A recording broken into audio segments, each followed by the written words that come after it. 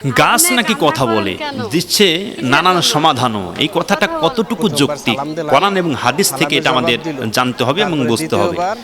একটি ঘটনা বা খবর একটা দেখলাম যে আমাদের বাংলাদেশের ঘটনা, গাছ নাকি কথা বলতেছে এবং বিভিন্ন সমস্যার সমাধান দিচ্ছে। এটা কতটুকু কোরআন হাদিস সম্মত, এটা যদি আমরা জানতে চাই, আল্লাহ রাব্বুল আলামিন পবিত্র কোরআনুল কারীমের ভিতরে বিষয় সুন্দর করে জানিয়েছেন যে গাছ কথা বলতে পারেন কিনা বা গাছ বিভিন্ন সমস্যার সমাধান দিতে পারেন কিনা, এই বিষয়ে কোরআন হাদিস থেকে আমরা একটু জানতে চাই। আল্লাহ রাব্বুল আলামিন এই বিষয়ে জানিয়েছেন, সাব্বাহা লিল্লাহি মা ফিস সামাওয়াতি ওয়া মা ফিল আরদ, আসমান এবং জমিনে যা কিছু আমরা দেখতে পাই সব কিছুই আমার আল্লাহ রাব্বুল আলামিনের তাসবিহ পাঠ করে।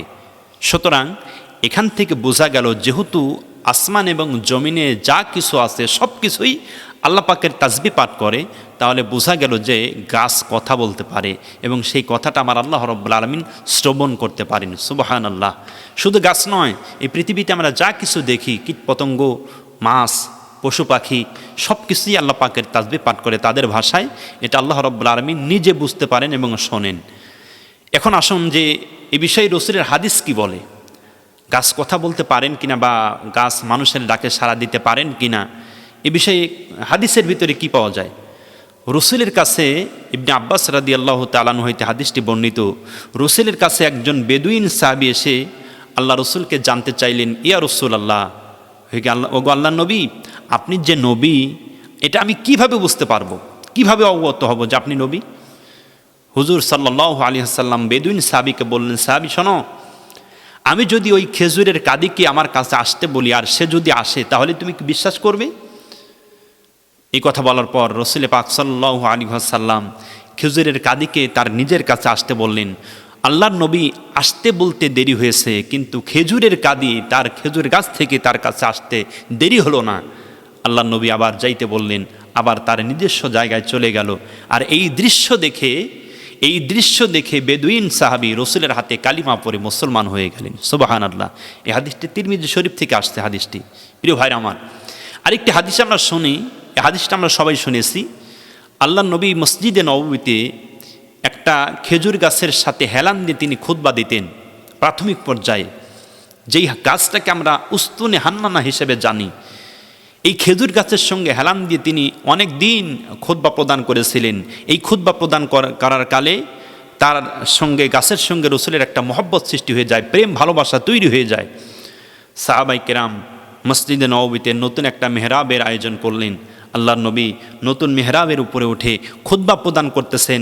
এমতো অবস্থায় সাহাবায়ে কেরাম আছেন, এমতো অবস্থায় 10 মাসের গর্ভবতী একটা উটনির কান্নার আওয়াজের মতো একটা কান্না আওয়াজ সাহাবায়ে কেরাম সহ আল্লাহর নবীজি সহ শুনতে পাইলেন।